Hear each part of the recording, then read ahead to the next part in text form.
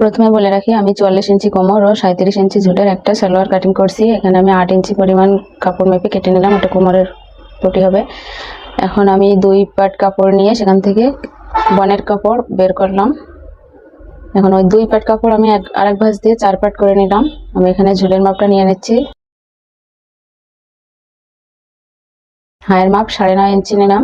ঝুলের মাপ যেখানে, সেখান থেকে আমি একটা মার্ক করে দিলাম এবং সেলাইয়ের জন্য পার ঘেরে নিচের যে ঘের, মোহরের ঘের, সেখানে যে ঘেরটা হবে তার থেকে আমি 1 ইঞ্চি বেশি নিয়েছি।